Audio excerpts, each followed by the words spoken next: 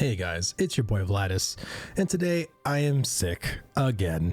It's the price you pay for having kids in a household. So let's get into this. But before I get into the actual video, I just want to say that my tank roundtable discussion will be happening this Wednesday at 7 p.m. Central. So please tune in for that, because I believe the tank is probably one of the most important archetypes in Ashes of Creation. So let's get into the video.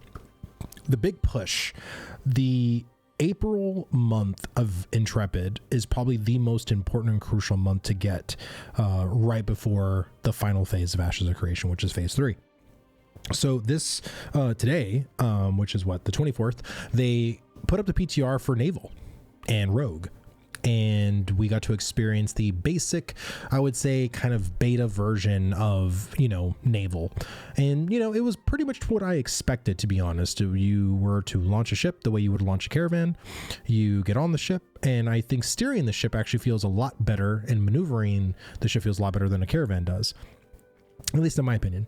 The only problem that I foresee is the potion launcher.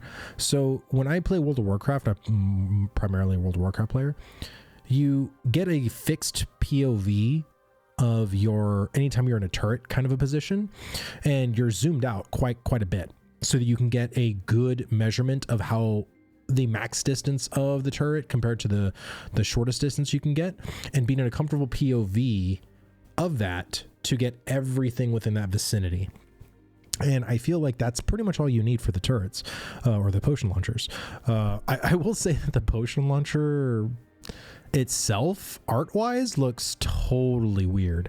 And even if you discount the marble effect that's on it, it just doesn't look like a Varen created thing. It looks very odd.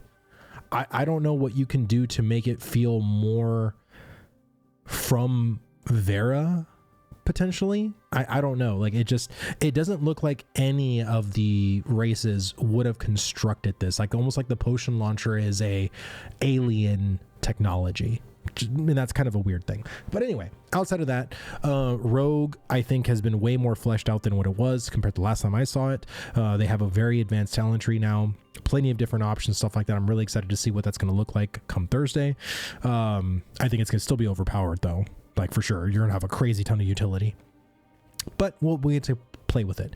The biggest thing is that they're expanding the tropics. The tropics is going to have, of course, gatherables. It's going to have pocket dungeons and everything like that.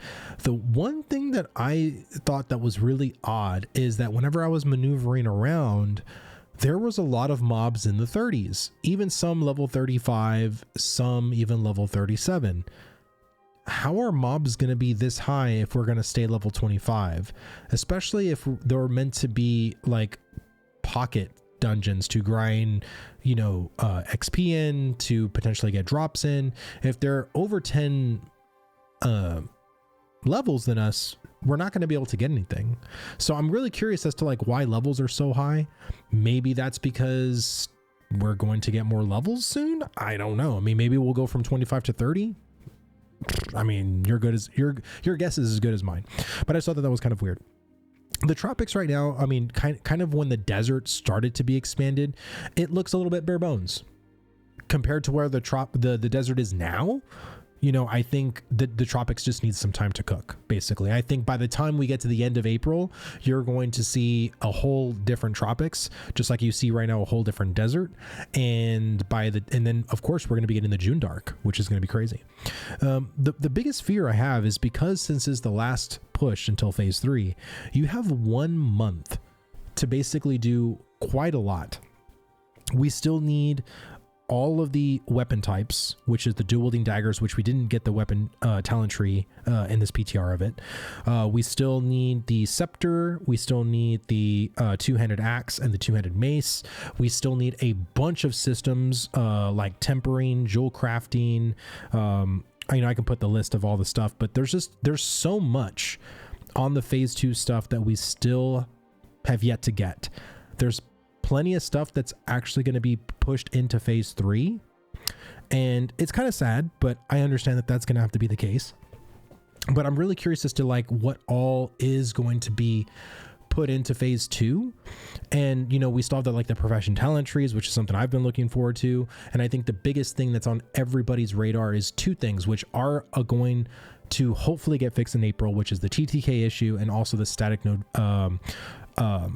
rarity issue. And of course the static node rarity issue won't be completely finished until I think it's the May 5th or 6th date of when that'll be the final, I guess, push to finish that into completion.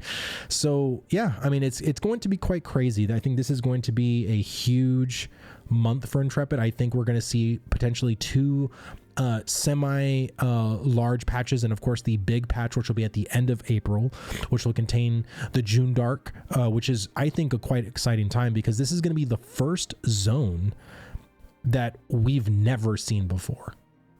If you think about it, the tropics was something we got to see in Alpha 1, so it's sort of like a slight preview to it. A lot of the Alpha 1 live streams, you know, we were showcased a lot in the kind of tropics sort of area. So this will be, the June Dark will be the first zone that we've never ever seen in game. I think we may have seen some concept art for it, but that's going to be, I think, the most exciting thing. I'm really curious to see what other zones are going to look like in Ashes of Creation, like the Badlands, like the June Dark, like the Dunskill Mountains. I'm really curious because you have a lot of things in other games, like, you know, Thousand Steps, in World of Warcraft, or, you know, just really iconic zones. And I think these biomes are just so radically important for just unique design biome layouts, and I really hope they knock it out of the park. I mean, I really love the Riverlands. I think a lot of us are kind of sick of the Riverlands because we've seen it so much, but honestly, as a zone, when I hear new people come into the game for the first time, they're blown away with the Riverlands. I mean, I think the Riverlands looks really fantastic, and I think if every zone can have its own mystique, I think we're going to be in for a great time. So yeah, this was going to be crazy. I think, of course, we're probably going to get more profession recipes. We're going to get a whole bunch of stuff on Thursday that probably wasn't even in this particular patch list. So what are you guys' favorite thing that's going to be coming out this Thursday? Is it going to be the Rogue? Is it Naval? We also have the Relic system that's coming out. We also have node sieges that's coming out. Of course, sieges are not going to have no death in them. So I think no death is probably going to be something that we're going to get probably in phase 3, or it could be in phase 2. I don't know. We'll have to wait and see. I think, again, there's going to be a whole lot of surprises in this month of April. So I'm curious to know, what are your favorite things that are coming up on the docket to be changed or fixed? I know for sure mine is the static node rarity, because golly, that thing needs to go away as soon as possible. So leave me a comment. I would like to know. Thumbs up if you liked the video. Of course, subscribe to the channel if you'd like to see more Ashes of Creation content, and I will see you guys on the next one. Take care, guys.